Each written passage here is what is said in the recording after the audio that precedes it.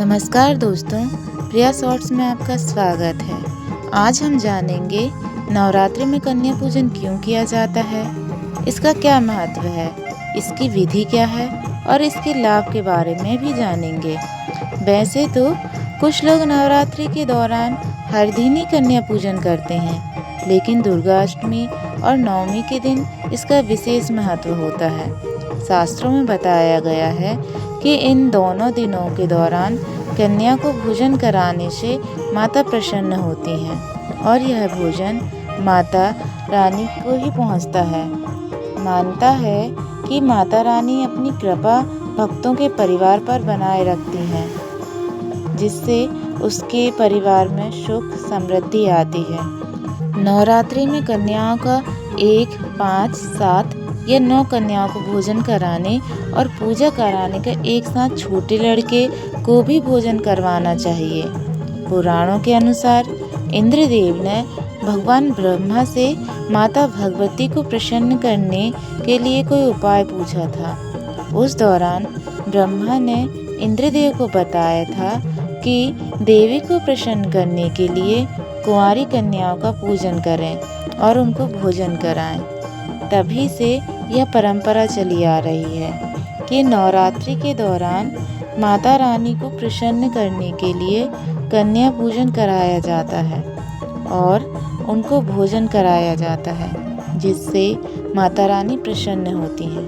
क्या आप जानते हैं नवरात्रि के किस दिन कन्या पूजन करना चाहिए? नवरात्रि के दौरान जो 8वां और 9वां नवरात्रि होती है, इन दोनों दिन कन्या पूजन किया जाता है। जो भक्त नवरात्रि रखते हैं वह 8वें दिन या कुछ लोग 9वें दिन भी कन्या पूजन करते हैं। शास्त्रों में बताया गया है कि कन्या पूजन के लिए दुर्गा अष्टमी का दिन सबसे ज़्यादा शुभ माना जाता है। कन्या पूजन के लिए आवश्यक सामग्री बैठने के लिए आसन और दोपहर धोने के लिए जल, तिलक लगाने के लिए रोली और अक्षत, यदि हो सके तो चुनरी भी रख लीजिए।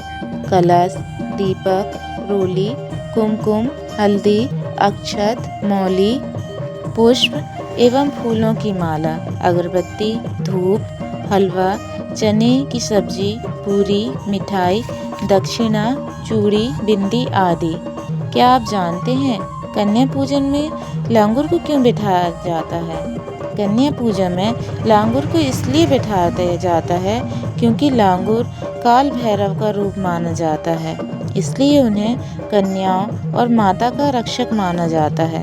कहते हैं कि जहाँ भैरव विराजमान होते हैं वहाँ हो रहे शुभ कार्यों में कोई विघ्न नहीं आता, क्योंकि भैरव सभी नकारात्मक शक्तियों से लड़ते हैं और देवी स्थान की रक्षा करते हैं। उनकी मर्जी के बिना कोई भी देवी स्थान पर कदम नहीं रख सकता। यदि आपको कन्या पूजन के लिए लड़कियां नहीं मिलें तो आप मंदिर या ऐसे किसी स्थान पर जा सकते हैं जहां ज़रूरतमंदों के बच्चे मिल जाएं। इन स्थानों पर जाकर कन्याओं को भोजन कराएं और दान दक्षिणा देकर कन्या पूजन संपन्न कर सकते हैं। और लांगुर न मिले तो आप बटुक भैरव की जगह पर गुड्डे का पूजन कर सकते हैं।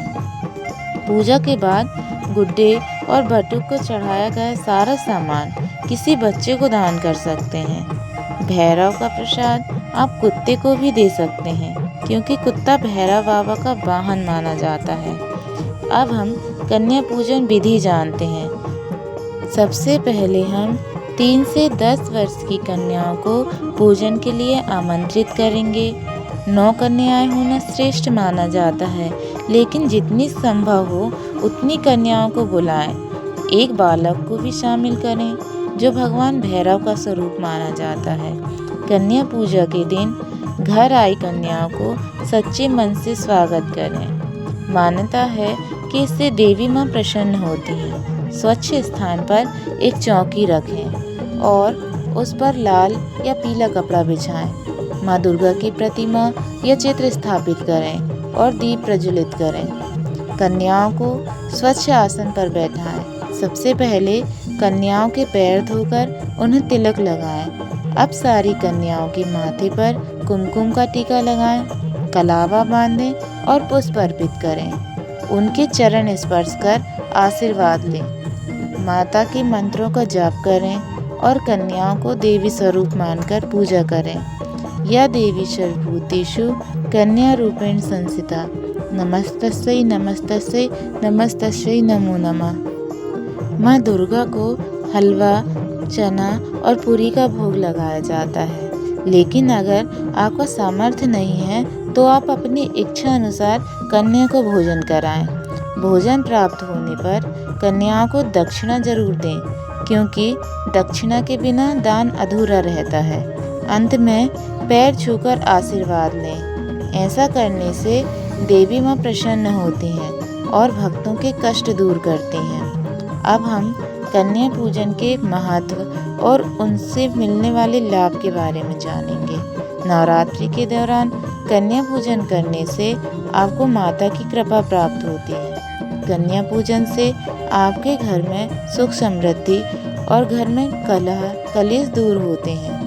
माता के आशीर्वाद से आपकी मनोकामना भी पूरी होती हैं। दुर्गा सप्तशती में इस बात का उल्लेख मिलता है कि माँ दुर्गा की पूजन के बाद कन्या पूजन करना चाहिए, क्योंकि ये नारी शक्ति और सृजन की शक्ति का प्रतीक होती हैं। इसीलिए नवरात्रि में कन्या पूजन कर उन्हें सम्मान देने से माँ दुर्गा की कृपा प्राप्त होती है और घर परिवार में सुख समृद्धि आती है। दोस्तों, आपको यह वीडियो कैसे लगी कमेंट करके ज़रूर बताइए। पसंद आई हो तो लाइक, शेयर और सब्सक्राइब करना ना भूलें। जय माता दी।